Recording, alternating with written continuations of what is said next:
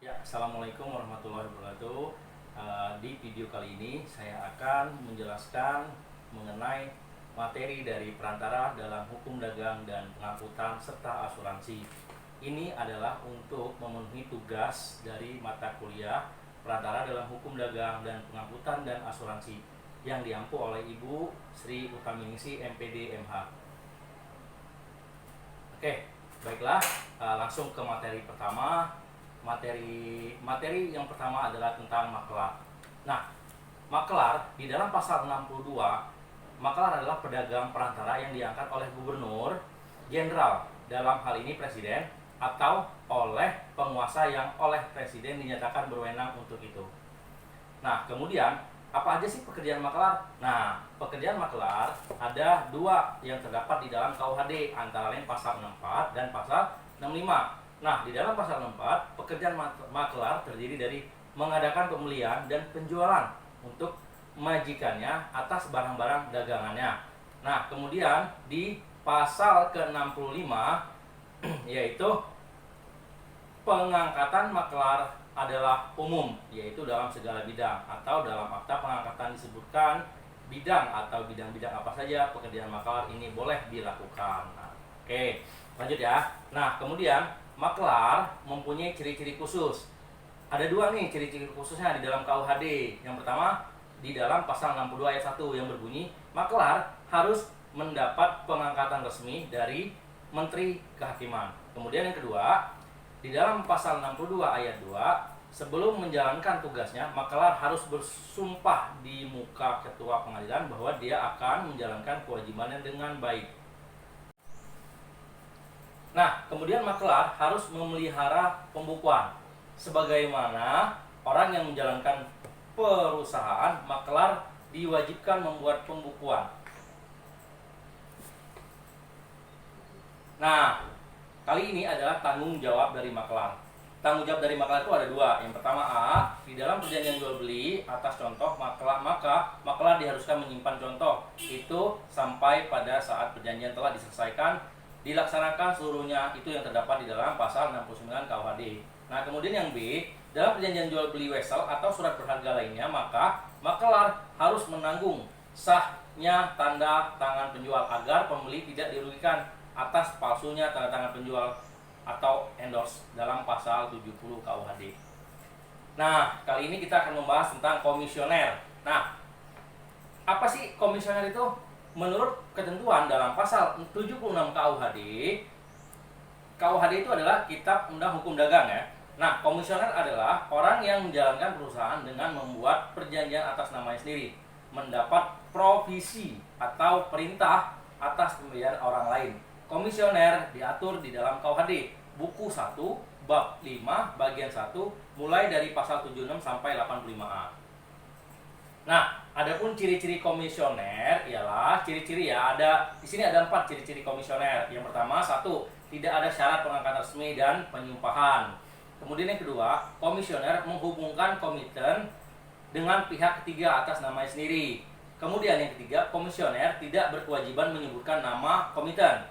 Kemudian yang terakhir, yang keempat, ciri-ciri yang keempat, tetapi komisioner adalah juga dapat bertindak atas nama pemberi kuasa.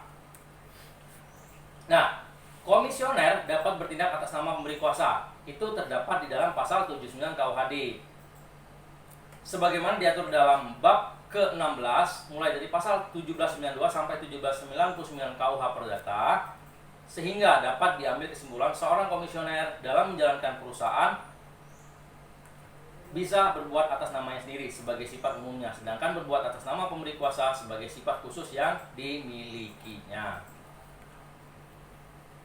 Nah, sifat hukum perjanjian komisi itu ada dua. Yang pertama, menurut Polak, sifat hukum perjanjian komisi menurut Polak berpendapat bahwa hubungan tersebut bersifat perjanjian pemberian kuasa khusus, yakni pemberian kuasa yang mempunyai sifat khusus. Kemudian menurut Molegraf berpendapat bahwa perjanjian komisi merupakan perjanjian campuran, yaitu perjanjian pelayanan berkala dan perjanjian pemberian kuasa. Lalu, tanggung jawab komisioner terhadap komiten apa aja sih tanggung jawabnya? Nah, pasal 1800 ayat 1 KUH Perdata, komisioner itu bertanggung jawab untuk biaya, kerugian, dan bunga yang mungkin timbul karena diatur tidak melaksanakan prestasi. Lebih tegas lagi, di dalam pasal 1802 KUH Perdata mengharuskan komisioner memberikan pertanggungjawaban secepatnya kepada pemberi kuasa, yaitu komiten, ya. Oke. Nah, hubungan antara komisioner dengan pihak ketiga, antara lain hubungan komisioner dengan pihak ketiga adalah hubungan para pihak dalam perjanjian pasal 78 KUHD. Sedangkan komiten adalah di luar para pihak dalam perjanjian tersebut. Dengan demikian, komiten tidak dapat menggugat pihak ketiga, begitupun sebaliknya. Nah, kemudian hak-hak khusus komisioner yaitu ada dua nih. Yang pertama hak retensi dan hak istimewa. Hak retensi itu yaitu hak komisioner untuk memohon barang-barang, ya. Nah, kemudian hak istimewa diatur dalam pasal KUHD mengenal pelaksanaannya yang diatur dalam pasal 81 sampai 83 KUHD yang menyatakan bahwa semua penghasilan, semua penagihan komisioner mengenai provisi, uang muka, biaya-biaya, dan bunga, begitu pula biaya-biaya untuk perikatan-perikatan yang mempunyai hak istimewa atas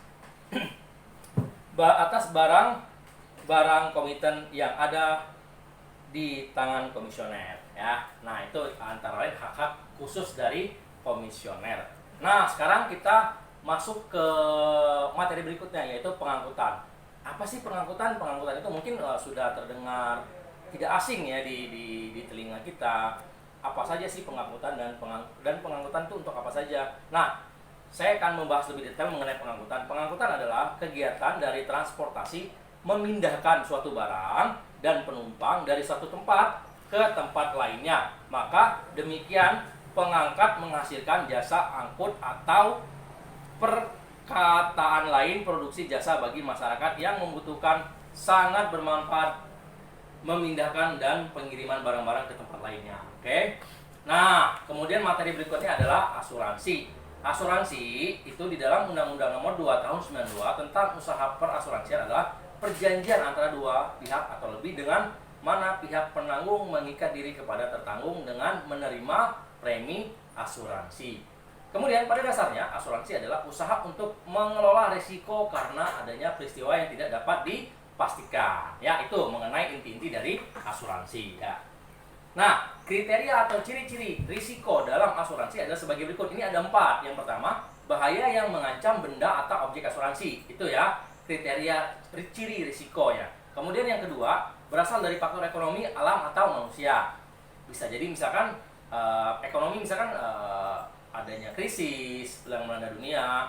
Kemudian berasal dari faktor alam, misalkan ada bencana yang sedang melanda misalkan. Nah, kemudian dari faktor manusia itu tersebut.